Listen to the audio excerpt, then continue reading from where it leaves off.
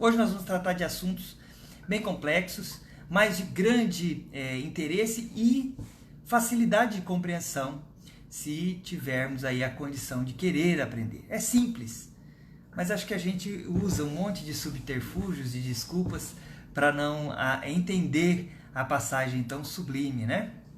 Então, antes de contar aqui, a gente lembra da mensagem de Humberto de Campos, que ele fala da caridade, né? Ele fala da caridade e que tinham 3 amigos espíritas que resolveram criar um centro para fazer o bem. E eles se reuniam todas as noites e estudavam o Evangelho, estudavam as obras, estudavam os filósofos e tinham grande cultura. E foi passando os anos e eles estudavam, criavam cursos. E aí chegou o aniversário de 10 anos do Centro Espírita. E a mentora espiritual que coordenava aquele trabalho lá, aquele posto de esclarecimento em torno da doutrina espírita, falou, né, sobre o bem, sempre falavam sobre a caridade, sobre a necessidade da caridade, igual nós vamos falar aqui hoje. Falando sobre o bem, a caridade e tal. E aí, terminou a reunião, altas horas da noite, eles retornaram embevecidos. Nossa, que bacana, que vibração, que tratamento espiritual que nós recebemos aqui na Casa Espírita, foi fantástico, foi maravilhoso, estou pisando em nuvens e tal. E eles então saíram, os 3, animados, conversando, e foram a pé de volta para os seus lares. E lá pelas tantas do caminho aparece uma senhora maltrapilha e aborda-os e diz a eles que estava doente, que estava com dificuldades, que precisava de um local para dormir e pediu pouso aos 3. O primeiro falou assim: mas minha senhora, eu tenho a minha esposa, o que ela vai dizer? Não posso levá-la para minha casa. O outro disse assim: eu moro só, mas o que os vizinhos vão dizer se eu trouxer uma mulher para minha casa? Não é possível. E o outro falou: minha família, não tem como eu te atender lá porque eu moro com a minha família, tenho dificuldades. E aí um lembra, fala assim: poxa, mas nós falamos tanto de caridade, né? Não, mas vamos fazer o seguinte, vamos pagar a hospedaria para você. Então eles recolhem lá 5 cruzeiros de cada um, junta lá 15 cruzeiros naquela época e dá o abrigo para ela no hotel. E eles dormem penalizados, dormem com a consciência e tal. Chega de manhãzinha, eles vão lá no hotel que eles tinham indicado para ela procurar e não encontram ninguém. Passou uma semana depois, então eles vão na Casa Espírita e a mentora retorna e diz a ele: passados 10 anos, fiz um teste com vocês. Era eu a mendiga. Eu, com a glória de Jesus, me materializei como mendiga e testei a caridade de vocês. Ainda, por 10 anos, consegui tirar 15 reais aí de vocês. 10 anos de trabalho aqui de estudo, 15 reais eu consegui absorver do bolso de vocês. Mais 100 aninhos, eu acredito que vocês vão conseguir fazer uma obra de caridade que vai atender muitas pessoas. Então, essa mensagem é impactante que Humberto de Campos traz para nós com a psicografia de Chico Xavier, mas é justamente dela que nós estamos tratando ainda, 2000 anos depois, e estamos nos vendo nessa condição de não reconhecer o nosso irmão, tá certo? Então vamos lá para a nossa mensagem da noite, depois da mensagenzinha aqui de introdução. O que é necessário para ser salvo? Parábola do bom samaritano, está no Evangelho segundo o Espiritismo. Quando o Filho do Homem, começa lá no Evangelho, né? Quando o Filho do Homem vier em sua majestade, acompanhado de todos os anjos, irá se assentar ao trono de sua glória. Reunidas diante dele todas as nações. Separará uns dos outros, como um pastor separa as ovelhas dos bodes, e colocará as ovelhas à sua direita e os bodes à sua esquerda. Então ele vai falar aqui da salvação. Ele vai falar da condição da volta, né? Até muitas doutrinas falam assim: não, Jesus está voltando, Jesus vai voltar e vai separar os bodes das ovelhas e tal. Mas nós conseguimos já, através da doutrina espírita, compreender as lições profundas para nós. Quais são essas lições? As lições de que o Pai está vendo. Por mais que nós estejamos sós, as situações da vida nos vai trazer testes da nossa condição de bondade ou de egoísmo que a gente ainda carrega no nosso coração, não é? Então, vai ter esse momento.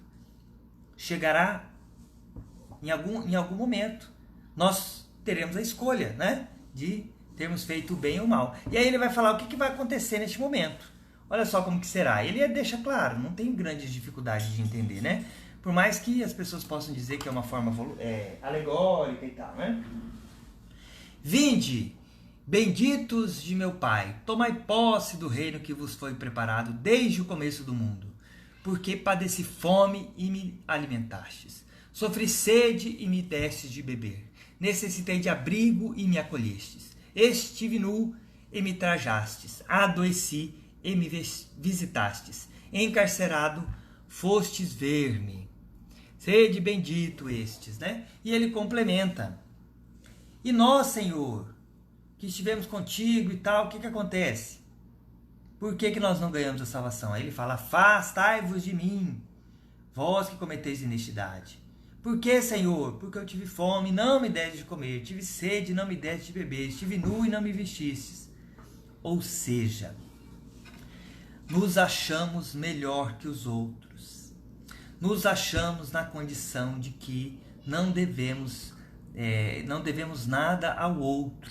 Nós temos que apenas atender às nossas necessidades íntimas e o outro que atenda a dele no jogo das leis de ação e reação. Ele que se vire pela dor dele. Se ele está sofrendo é porque ele plantou esse sofrimento e ele que se resolva com Deus na situação dele.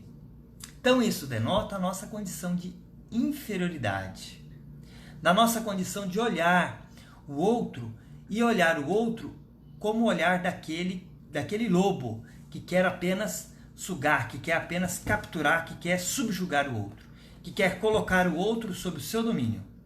Estes não serão benditos de meu Pai, segundo a afirmação de Jesus. Mas a quem será bendito de meu Pai? Aquele que olhar ao outro e disser, né? Vinde a mim, vamos juntos, vamos auxiliar, vamos colaborar, vamos fazer a atividade juntos, vamos melhorar, vamos, né, colaborar naquilo que tem. Aí nós podemos dizer assim, mas Edinho, nós temos os momentos de felicidade, mas nós temos também os momentos de sofrimento. Nós temos encarnações que nós podemos ter a saúde, nós podemos ter a inteligência, a beleza, a riqueza. Em outras encarnações não temos nada. Pois é. É justamente isso. É justamente aí que mora o nosso programa. Este programa de Jesus. Nós temos o programa do aprendizado pelo bem e temos o programa da dor que vem pela falta do bem. Nós escolhemos pelo medo, pela carência, pelo egoísmo, pelo orgulho, defender apenas a nós, não cuidar do outro. E aí o que acontece? Acontece que nós, então, vamos experimentar a necessidade também. Não é? Se nós soubéssemos, ou se que nós também teremos momentos difíceis e que necessitaremos da caridade do outro, quão alegria nós vamos ter se estivermos as mãos estendidas para nós. Então a caridade se transforma numa necessidade para nós. Mas ela é muito mais do que isso. Ela é inclusive um processo terapêutico da nossa alma. Porque ela atender a nós mesmos, buscar as nossas necessidades, os nossos desejos, atender todos, nós nunca chegaremos no prazer absoluto. Não chegaremos lá. Teremos sempre querendo mais, né? Sempre querendo mais. Hoje, eu preciso da minha bicicleta porque eu estou andando a pé. Depois, eu preciso da moto. Agora eu preciso do carro. Agora eu preciso do carro mais bonito. Agora eu preciso do carro melhor. E assim por diante. E o avião, e o navio. E se inventar qualquer coisa, a gente precisa de qualquer coisa. Para ser feliz. Precisa da casa. E são coisas externas que jamais conseguem preencher o vazio que há no nosso coração.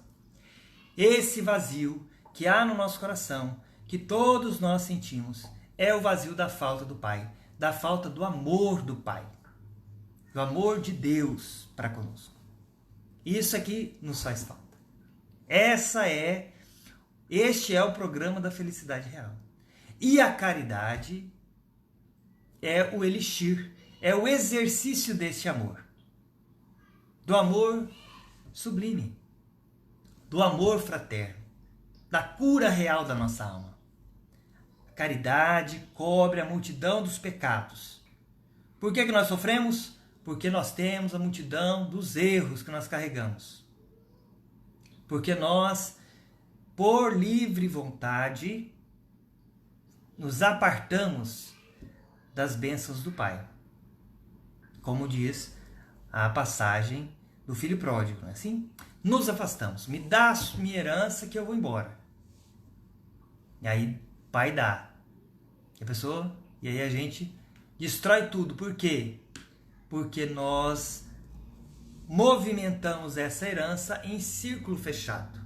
E quando nós movimentamos a herança das potencialidades que nós trazemos em círculo fechado para atender os nossos desejos íntimos apenas, desejo de beleza, desejo de força, desejo de poder, desejo de posse,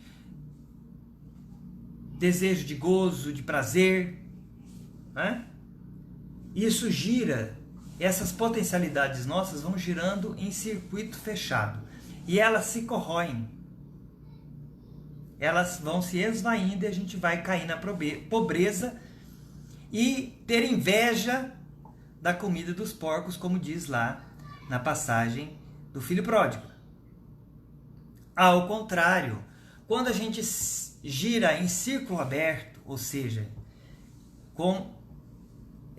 abrangendo o outro, não só a nossa vontade, mas a vontade do outro, nós então começamos a trocar. E quando a gente troca, a gente multiplica. Tem uma passagem que Jesus diz que o reino de Deus está dentro de nós.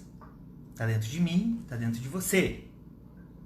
Se eu e você trocamos boas vibrações, boas energias, auxílio mútuo, nós então multiplicamos esse bem, essa potencialidade divina. Se eu me nego a você, eu giro em mim mesmo. E essa potencialidade minha vai se esvaindo. E eu vou ganhando o quê? Iniquidade, a arrogância. Por quê? Porque Deus é Pai de todos. Pai de todos. Nós gostaríamos de ter um pai e uma mãe para nos servir eternamente. Para atender a todas as nossas necessidades eternamente, a gente ser feliz. Só que esse pai e essa mãe também é filho de Deus.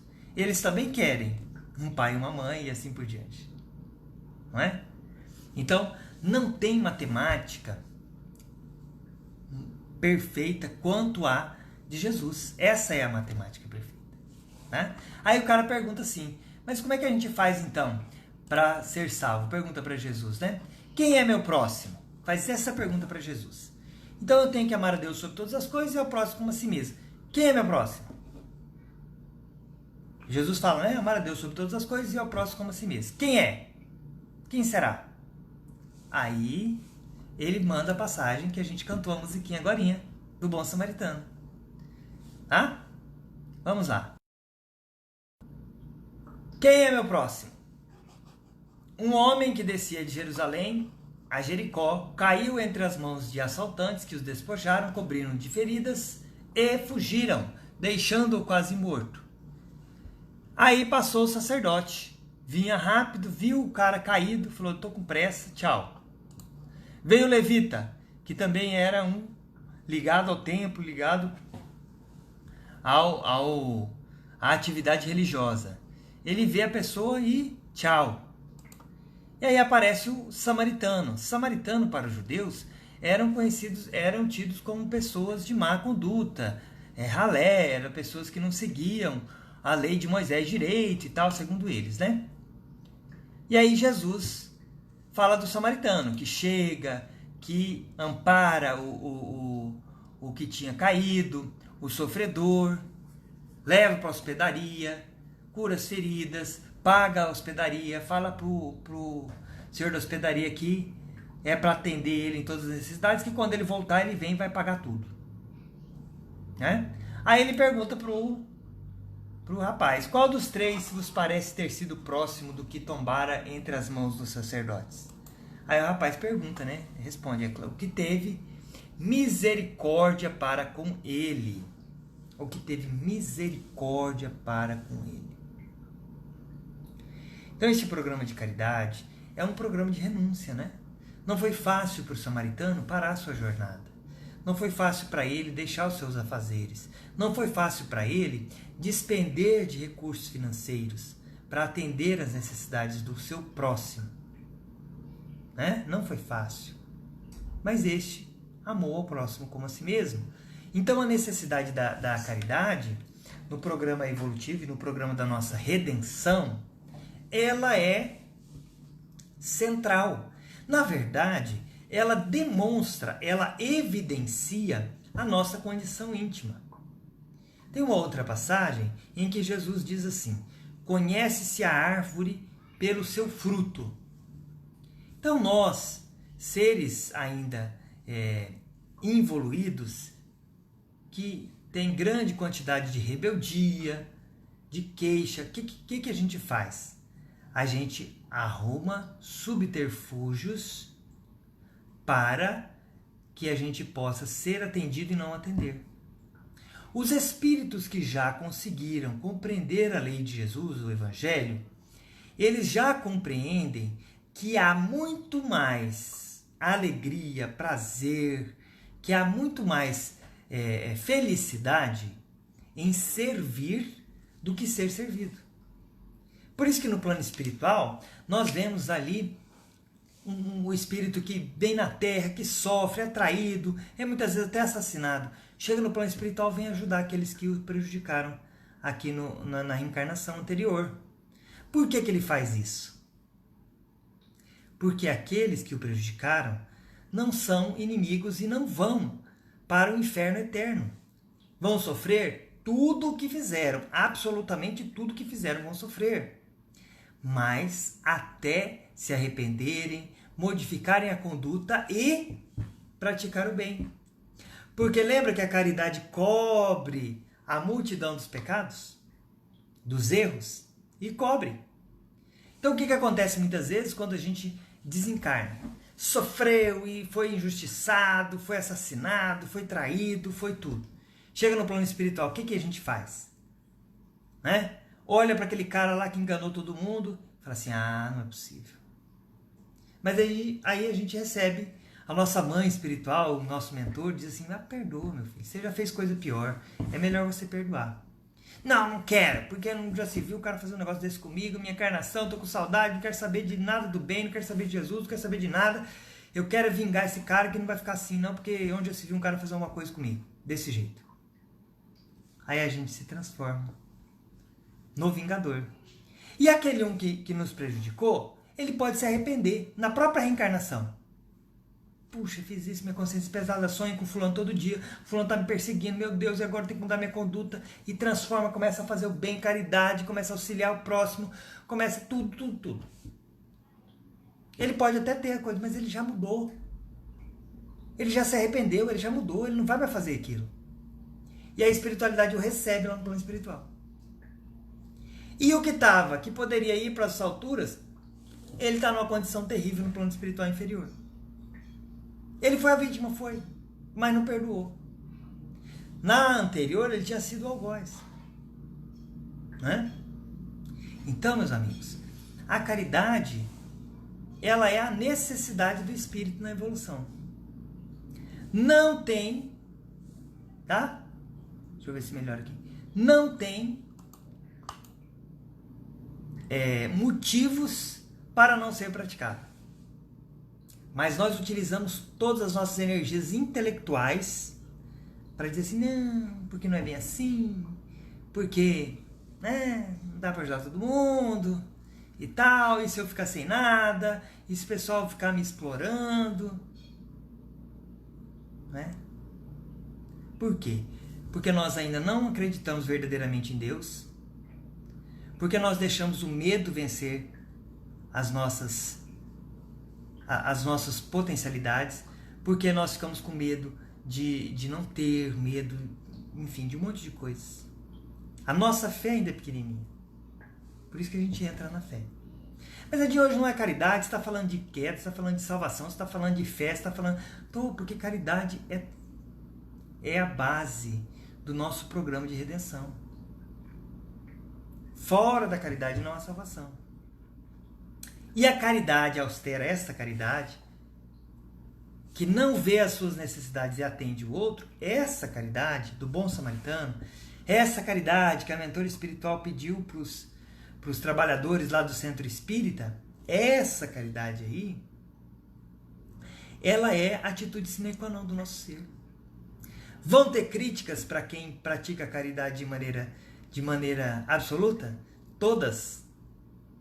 Todos vão criticar. Todos os amigos, todos os familiares. Você é bobo, não sei o quê, a pessoa está te enganando, a pessoa está te fazendo. Não. Por quê? Porque ainda não consegue fazer. Por que a gente critica quando uma pessoa faz o bem? Porque a gente não consegue fazer. É por isso. Ou porque a gente não quer fazer, né? Pior, a gente não quer fazer. Aí, a gente prefere criticar para poder ver se a gente consegue, então, não ficar tão abaixo, nosso orgulho tão abaixo do outro. Mas a caridade é este sol que liberta a nossa alma. Uma hora nós vamos ter que praticá-la, né? Podemos começar pelos R$5 lá dos benfeitores, dos dirigentes lá da Casa Espírita. Podemos começar. Né? Enfim. Vamos lá. Comentário de Allan Kardec. Toda a moral de Jesus se resume na caridade, na humildade, isto é, nas duas virtudes contrárias ao egoísmo e ao orgulho. Condições para se salvar: ter praticado a caridade, alimentado ao faminto, de beber, ter dado de beber ao sedento, teto ao desabrigado, roupas ao nu, visita ao doente. Que não é? O modo de crer. Eu acreditei dessa forma, né? No Supremo Julgamento, quais são os argumentos das sentenças? Inquire apenas de uma coisa, a prática da caridade. E sentencia proferindo: vós que socorrestes vossos irmãos, passai à direita. Vós que fostes severos para com eles, passai à esquerda. Fez distinção entre quem crê de uma maneira ou de outra? Não, pois Jesus colocou o samaritano, considerado herético, mas que exerce o amor ao próximo acima do ortodoxo que falta com a caridade. Portanto, Jesus transforma a caridade não somente em uma das condições de salvação, mas em condição única. Se houvesse outra a preencher, ele as teria indicado. Se coloca a caridade no primeiro lugar entre as virtudes, é porque ela abrange implicitamente todas as outras: a humildade, a mansidão, a benevolência, a indulgência, a justiça, porque é a negação absoluta do orgulho e do egoísmo. A caridade é o grande teste. Eu nem pedi para vocês fazerem perguntas, né? Ficarei muito feliz com as perguntas. Pode ser, tô chegando agora e tal, quero saber aquilo, eu tenho aquela dúvida. Faça. É uma caridade que você faz. Tá bom? Nós estamos falando de caridade. Eu estou pedindo a caridade aí para vocês, embora não mereça. Tá certo? Mas essa passagem, ela é profunda no campo da nossa melhoria interior. Porque a prática do bem, ela nos traz a alegria do coração, a alegria verdadeira. Ela cura, sabe aquela dorzinha, sabe aquela situação mal resolvida, sabe aquela situação difícil que a gente tem na vida familiar, na vida conjugal, na vida com filho, na vida com qualquer um? A caridade é a solução. O bem é a solução. A caridade. A caridade de se envolver. A caridade de dizer o não. Às vezes a caridade de dizer não também. Não é? Dizer um não para algo que está errado, com firmeza, olhar no olho da pessoa e conversar, se abrir, falar de si, se colocar à disposição, Mas a gente gosta de viver fugindo, né? De ver, aquela situação, meu Deus, deixa eu ir embora e tal. Igual a casa tá pegando fogo, tá todo mundo ali olhando, e a casa pegando fogo e o povo desesperado tentando apagar o fogo. Claro que tem o bombeiro, a gente sabe tudo do perigo e tal, mas é como se fosse assim quando a gente vê, né? Eu posso te ajudar. Você viu fulano? Meu Deus, aconteceu isso, aquilo. E aí? Você pode fazer alguma coisa para auxiliar aquela criatura? Ela está precisando do seu auxílio? Diga a ela. Ô meu irmão, fiquei sabendo que aconteceu essa dificuldade na sua vida. Não sei o que eu posso te ajudar, mas eu estou aqui. Tá certo? Essa atitude em nome de Jesus. Não é em nome do nosso egoísmo, não adianta. Nosso egoísmo é só um... A gente vai receber aquilo que a gente dá em nome de Jesus, em nome do bem, de verdade, a gente vai receber. Mas importa muito? Eu quero ter um corpo perfeito. Por isso que na próxima a gente vai falar sobre isso, sobre a passagem de Paulo. Mesmo que eu falasse a língua dos anjos, dos homens, mesmo que eu tivesse toda a ciência, toda a beleza, tudo. Se eu não tiver amor ou caridade, eu não sou. O que você é? Beleza, é pra quê? É o belo, tá bacana. Mas e aí? A beleza sem o amor? A riqueza sem o amor? Ela gera dificuldade. Ela gera egoísmo, usura, né? Então, a caridade, e óbvio, que aí eu já estou aberto aqui para as perguntas, não sei se teve alguma pergunta aqui, teve algum comentário, nós já vamos aqui conversando, né? Muito bem, feliz de estar aqui, muito bem, todos aqui, nossas atividades do centro, bacana, os comentários aqui da equipe, muito bem, a Erondina nos perguntando aqui, aí a gente já vai comentar um pouquinho sobre esse processo da caridade material, enfim. Quando eu perdoo uma pessoa ou que minha pessoa, eu estou fazendo a caridade, quando uma pessoa, né? Quando eu perdoo uma pessoa, com certeza absoluta, Erondina. Mas esse perdão, ele virá com grande facilidade se você tiver a oportunidade de auxiliar essa pessoa que te prejudicou. Porque aí será verdadeiro, não é? Então, quando às vezes a gente tem uma dificuldade com uma pessoa e surge uma necessidade para essa criatura, a gente pode auxiliar de coração, né? Não é para espizinhar, falando, tá vendo como é que eu sou bom e você é ruim? Não é isso. Mas quando você auxilia, dissolve. Aí da inimizade gera a gratidão, né? O perdão se estabelece de verdade, né? Claro que o perdão profundo ele vai depender da caridade. Não tem como, viu, Erondina? Ter perdão sem caridade, sem superar, sem querer o bem do outro. Senão a gente fala assim, fulano me fez isso, me fez aquilo, me fez aquilo, mas eu já perdoei. Mas olha, eu sofri na mão daquela criatura. Fez isso, fiz aquilo, mas eu perdoei. Não, eu perdoo de verdade quando a gente consegue realmente querer o bem, fazer prece pela pessoa, e mesmo que ela esteja em outra situação, né? Lívia também pergunta aqui pra gente, Lívia Santos. Quando uma pessoa destina-se à caridade em uma única pessoa e não enxerga as outras ao seu redor que também necessitam, isso se considera caridade? Então é muito interessante essa sua pergunta, viu, Lívia? Porque a gente vai ter a tendência de atender aqueles que a gente tem mais afinidades ou que a gente acha que tem mais necessidade. Acontece muito com filhos, né, em relação à mãe, a pai, tá certo? Então, é caridade toda vez que a gente ajuda uma pessoa, mas tem que ver se realmente isso que está acontecendo é um auxílio ou se é apenas uma situação individual, né? De troca. Não, eu te ajudo porque você me ajuda, porque você é do meu time e tal. Isso aí já não vai mais configurar verdadeira caridade, não é? Agora, uma coisa importante, Lívia, é que a gente não aprenda a não aguardar a caridade de ninguém para conosco. Quando nós conhecemos Jesus, nós recebemos muito dele, né? Mas uma importante situação é aprender que nós podemos sair da posição daquele que recebe para aquele que dá. né? Então, por exemplo, tá a mãe e 2 filhas, e aí a mãe ajuda só uma filha, não ajuda a outra, e a outra fica zangada. O que essa outra tem que fazer? Ajuda essa filha e ajuda essa mãe. Por quê? Porque você vai estar numa condição melhor que a outra. Quem pode ajudar, quem ajuda, está numa condição superior do que de quem precisa ser ajudado. Ah, mas é muito difícil, precisa. Só que vai para a conta de quem? Vai para a conta de Deus. Isso é que é bacana, viu, Lívia? Então, essa nuance é importante a gente ter. Aí quando a outra pessoa faz a caridade, na verdade vai do coração dela, né?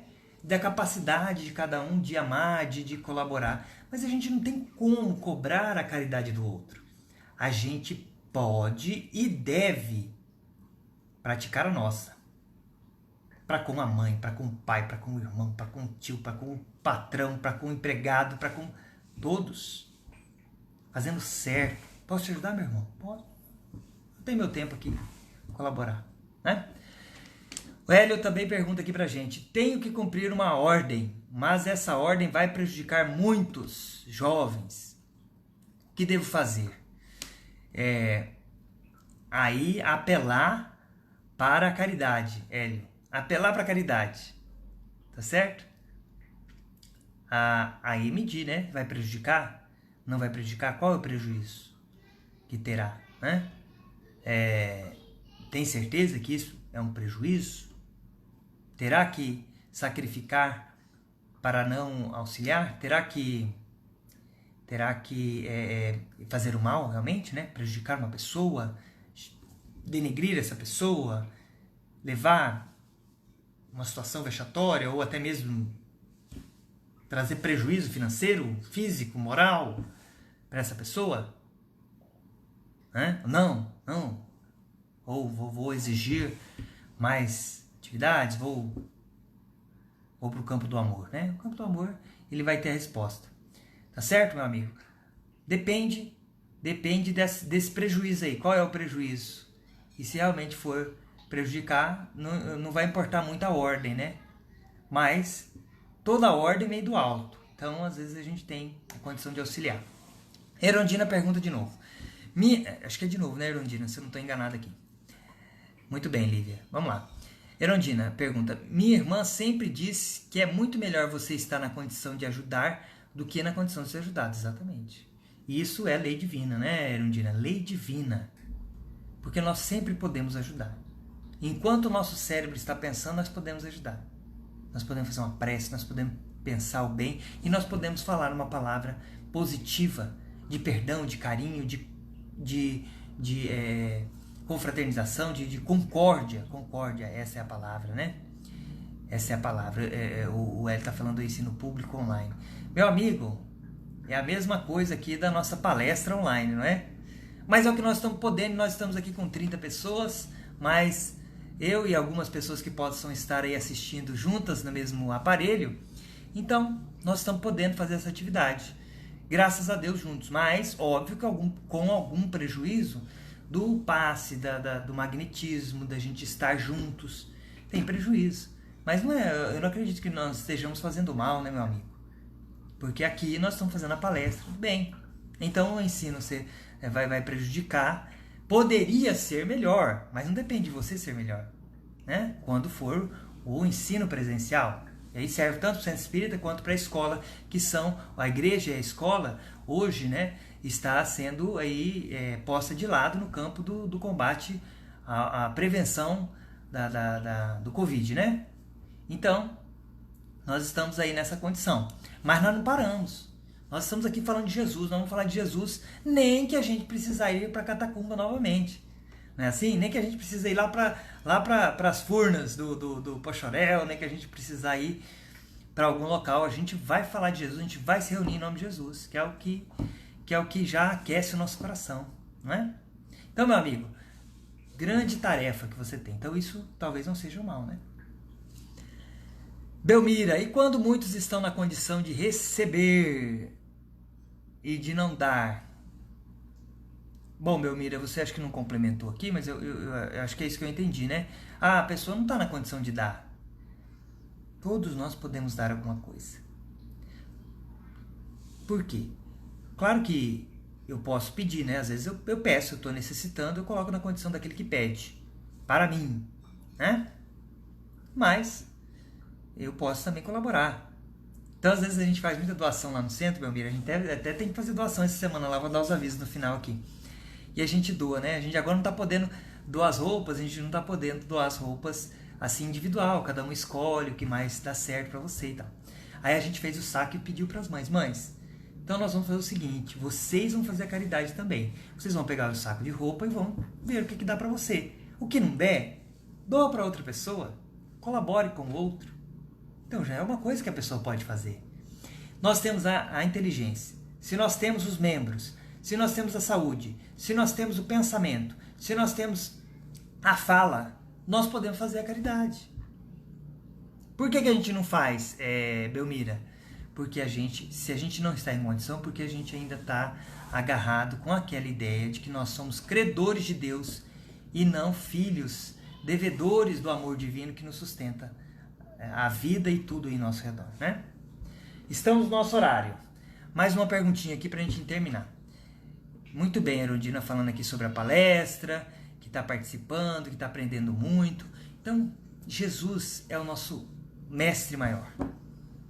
Vamos colar nele, como diz a linguagem popular e atual, vamos colar no mestre que a gente não erra e que a gente vai receber o auxílio sempre. Colemos no mestre. Eu estou pertinho. Tá certo? Então é uma alegria imensa poder aí estar com vocês. Eu agradeço as perguntas, os comentários e aonde a gente estiver, a gente pode fazer a caridade. Até na hora de deitar, fazendo a prece pelo aquele que já desencarnou, pelo que não desencarnou. A gente já aprendeu com o André Luiz, com os benfeitores, com aqueles que trouxeram as mensagens, que o Espírito recebe como um banho de luz quando a gente ora por eles, né? Quando a gente ora pelos Espíritos. Então a gente vai aprender sim, né? Deixa eu colocar aqui uma musiquinha. Deixa eu ver se vai aparecer bonitinho. Pessoas que ajudam e saem contando para as outras pessoas que faz a caridade ou vaidade? A caridade é o que dá a vossa mão, não saiba a vossa mão esquerda o que dá a mão direita. Aí não é caridade, né, Lívia? Na verdade é uma troca, é o mesmo que os políticos fazem. Eu estou ajudando, eu sou uma pessoa boa, tem que votar em mim. Não que o político não tenha que fazer a propaganda porque ele precisa se eleger, enfim, né? Mas só pelo fato, né? O Ismael, meu amigo, hein? Sonhei com você essa noite, Ismael. Depois a gente se encontra aí. Não precisamos ter bens materiais para sermos caridosos. Absolutamente, né, Ismael? Absolutamente. Tem várias histórias aí que conta o nosso processo. Muito bem. Não precisamos. Vamos ver aqui se a gente coloca. Agora nós vamos fazer o nosso passe. Nosso passe à distância. Procure o seu copo com água. Vamos serenando os nossos corações. Vamos fechando os nossos olhos. Respirando lentamente.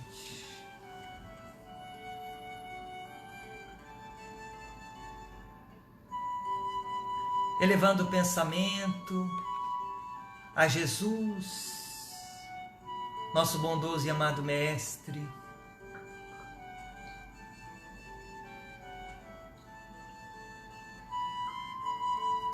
Bondoso e amado Mestre Jesus, obrigado, Senhor, pela sua lição imortal do amor verdadeiro. Obrigado, Senhor, por socorrer as nossas almas, assim como aquele pastor que deixa as suas ovelhas no monte e vai atrás da ovelha desgarrada. Nós aqui estamos, Senhor, nesta condição, rogando e alegres pelo seu amparo sublime para as nossas necessidades de almas perdidas na escuridão dos erros e das ilusões deste mundo. Por isso, Senhor, nessa noite rogamos as suas bênçãos mais uma vez, como aquela criança necessitada que roga o colo e o amparo da Mãe. E vamos nesse instante, meus irmãos, mentalizar que recebemos uma cachoeira de águas cristalinas a cair sobre nós, a nos banhar, a nos limpar, a atender às nossas necessidades.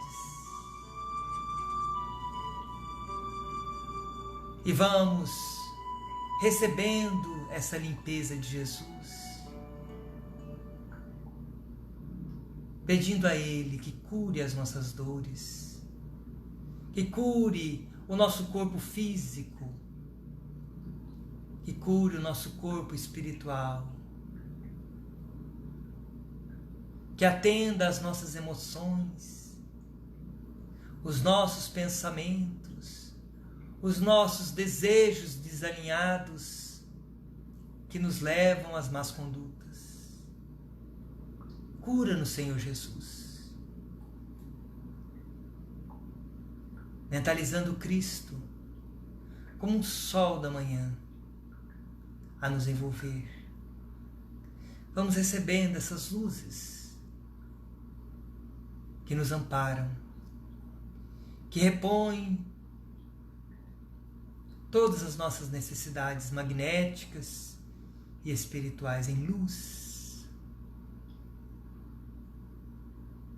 Bondoso Jesus, dê-nos, Senhor, a sua luz, para fortalecer em nós a caridade legítima, para fortalecer em nós, Senhor, a fé verdadeira, para que nós possamos verdadeiramente, Senhor, com o seu amparo sublime, vencer as nossas necessidades, superar, transformar o nosso ser em amor e em luz, conquistando assim, Senhor, a felicidade real.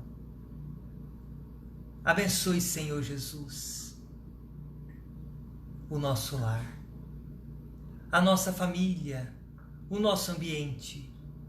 Em especial, Senhor, impõe as suas mãos generosas sobre essas águas, transforme-a, Senhor, em remédio para o auxílio, para a cura do nosso corpo físico e espiritual.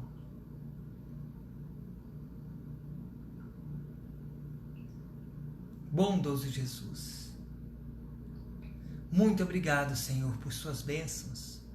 Permaneça conosco, para que nós possamos, Senhor, ser melhores a cada dia, e que assim seja. Graças a Deus.